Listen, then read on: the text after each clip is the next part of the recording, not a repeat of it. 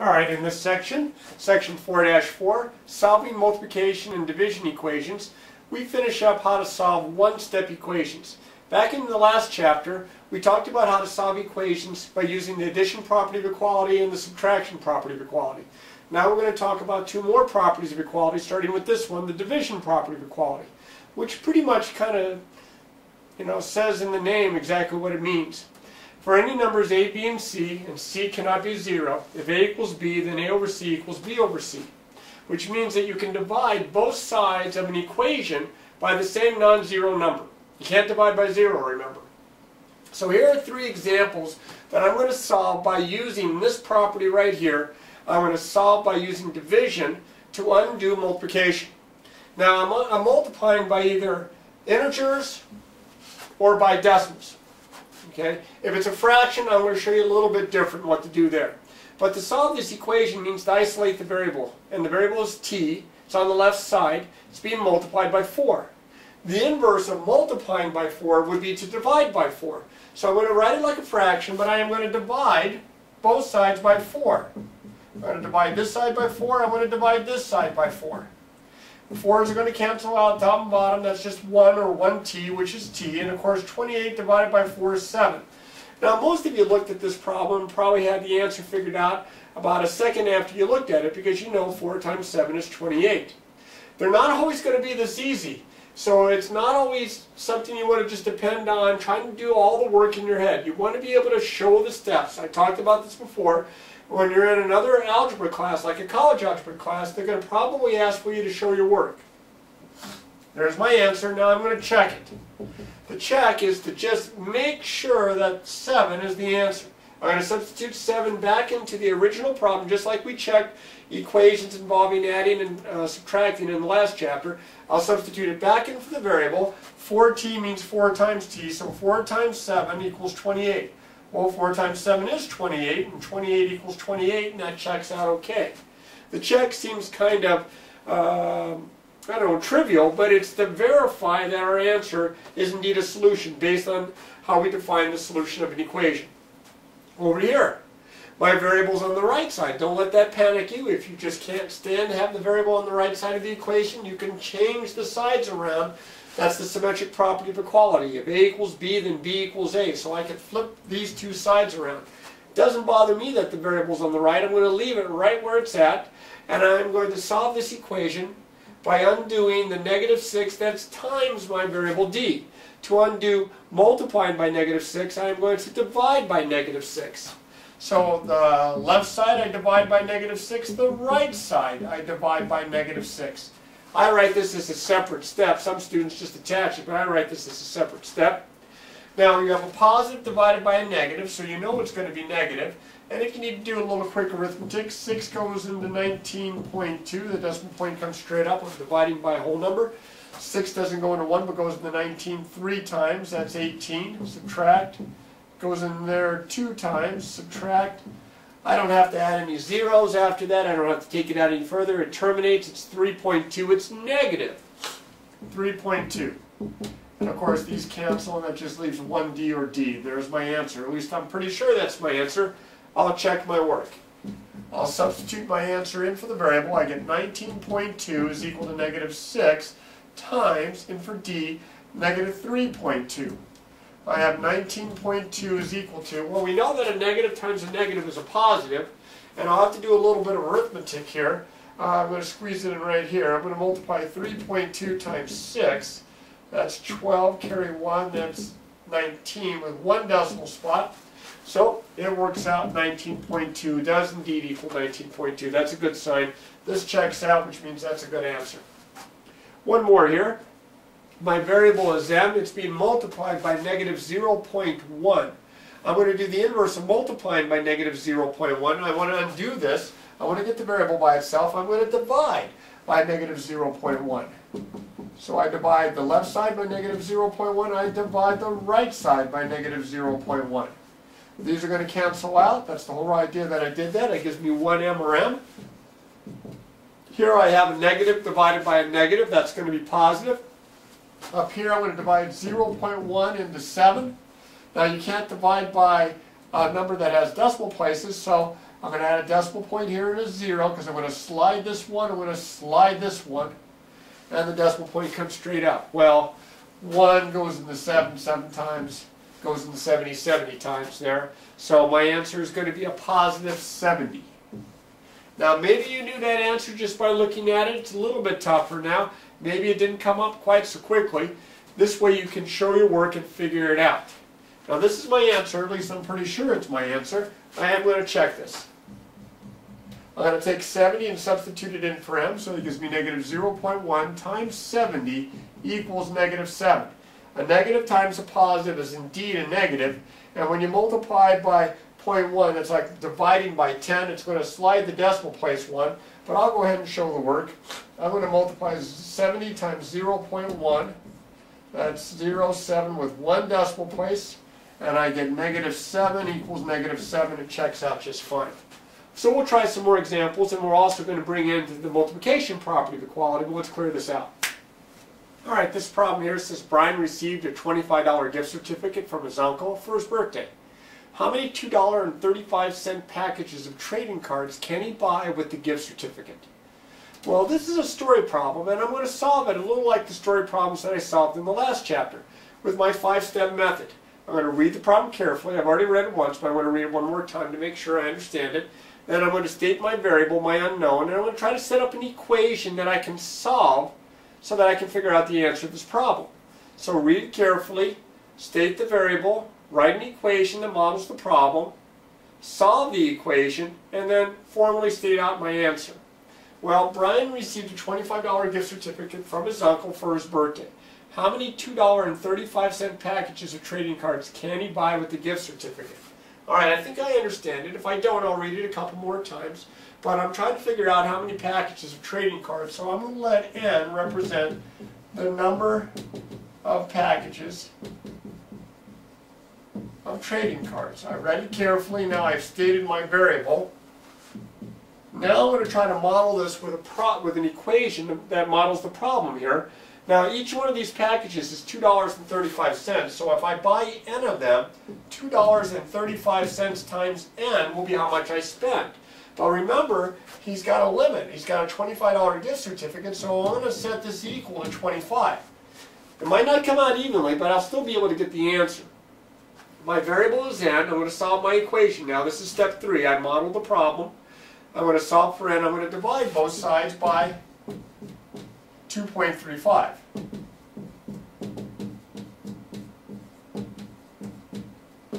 And I get n is equal to, now I have to do a little long division over here, 2.35 dividing into 25. Now I'm definitely going to have to add a decimal point. Now I went ahead and put 4 zeros down. I probably don't need that many. I can always erase.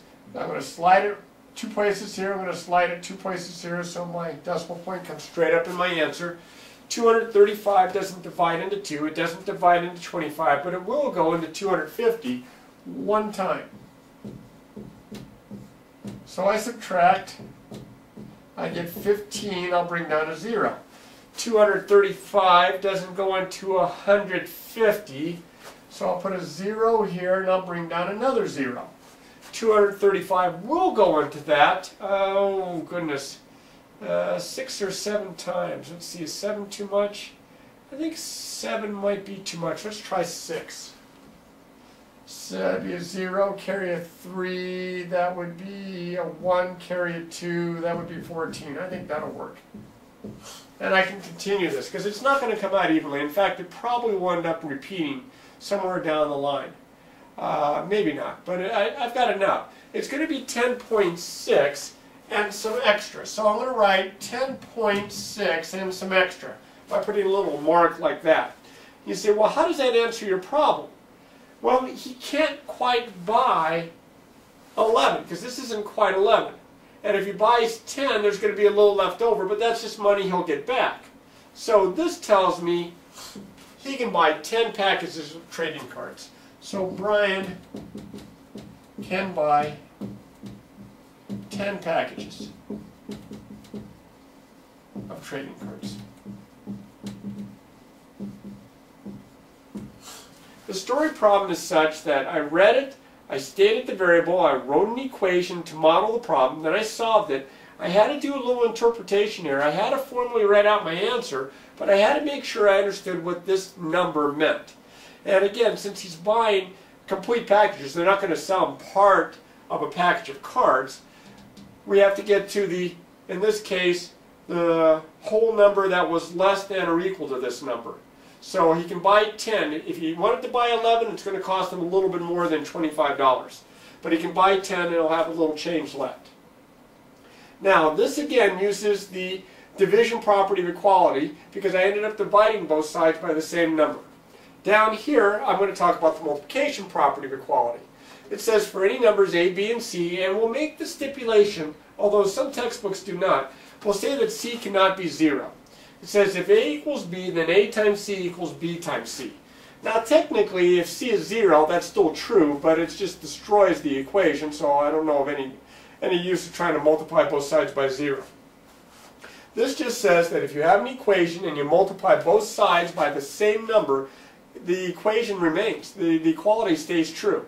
You keep the equivalence. So that's what I'm going to use to solve these equations. Notice here in my first equation, my variable w is being divided.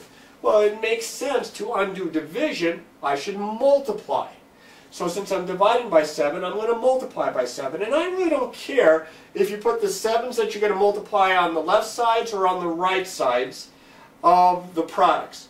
I usually do either, I'll just go ahead and show you by multiplying both sides by 7 by putting the 7s on the left side. 7 times w over 7 and 7 times 6. I put them on the left sides there.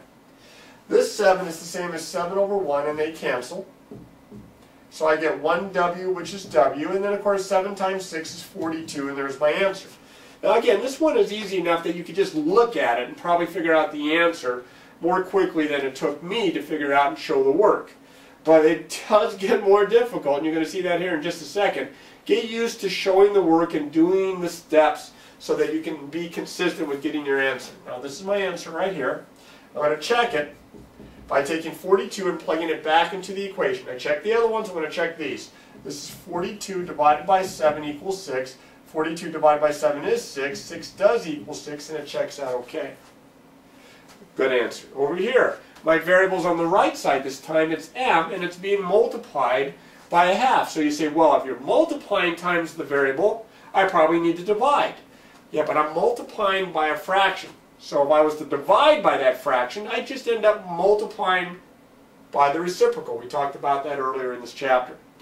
To undo the 1/2 times the m, I'm not going to divide by a half. I'm going to multiply both sides by its reciprocal. And the reciprocal of a half is 2 over 1, or just 2. I'm going to multiply both sides by a positive 2.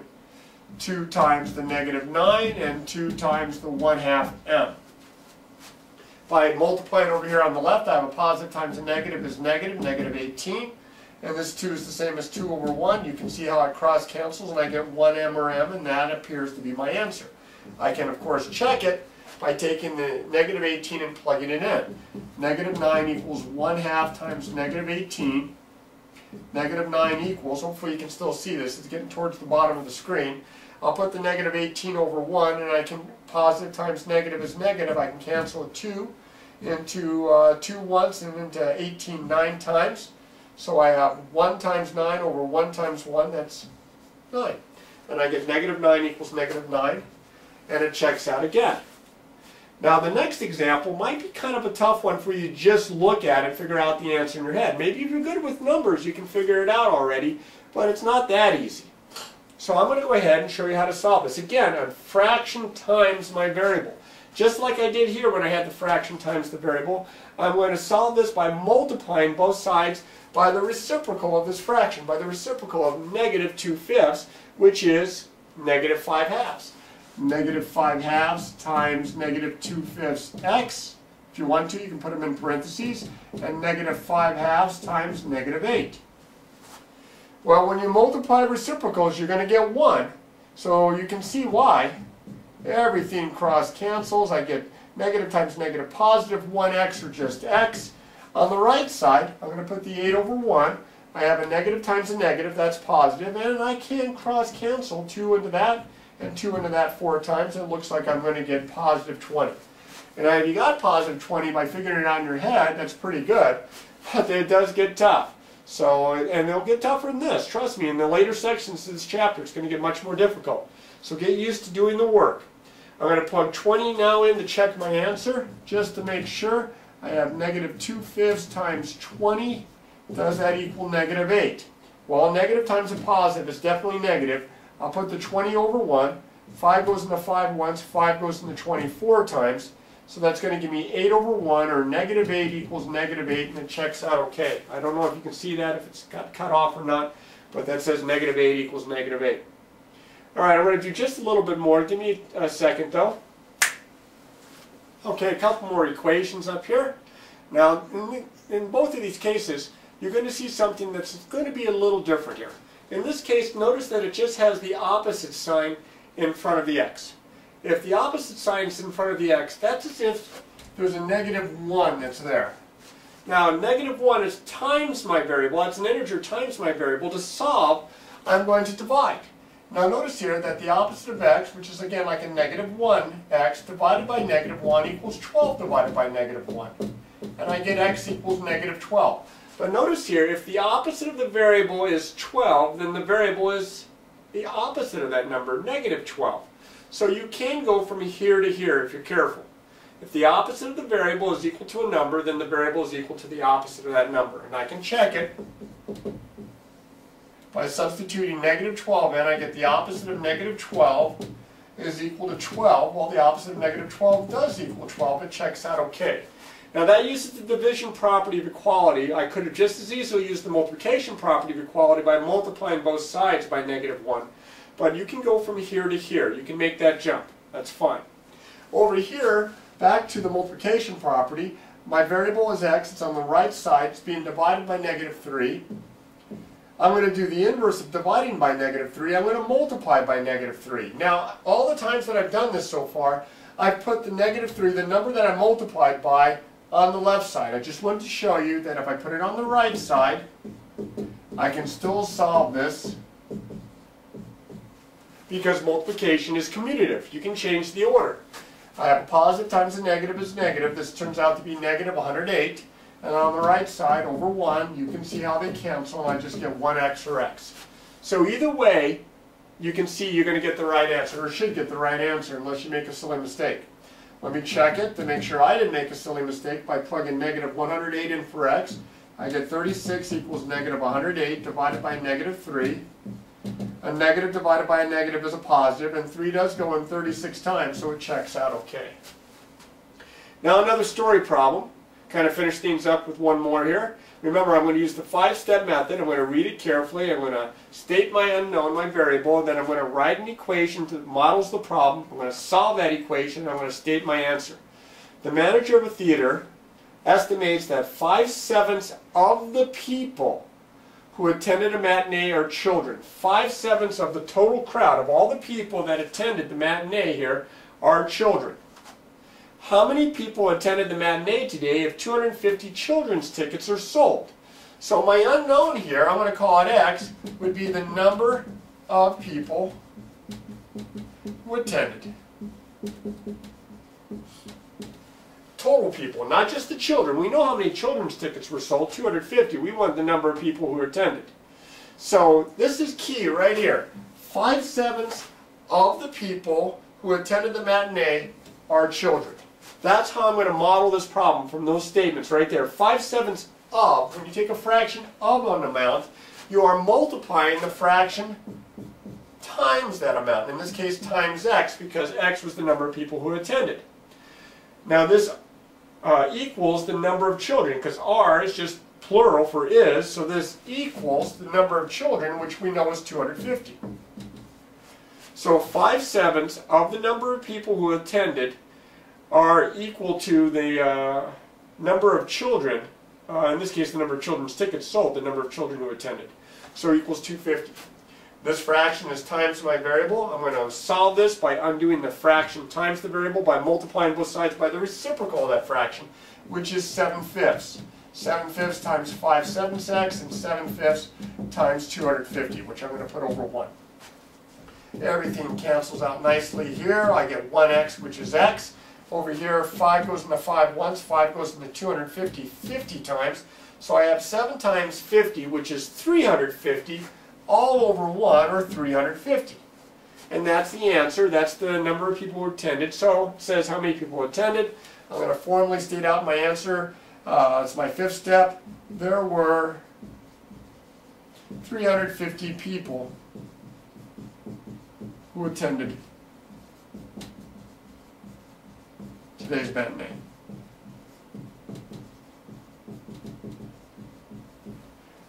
To me, it's worth the extra 10 or 15 seconds it takes me to write out my answer, because that way I can make sure of my units and I can make sure I'm answering exactly what the problem is asking. Story problems, just like solving equations, are going to take you a little time to get used to. So remember, practice, practice, practice.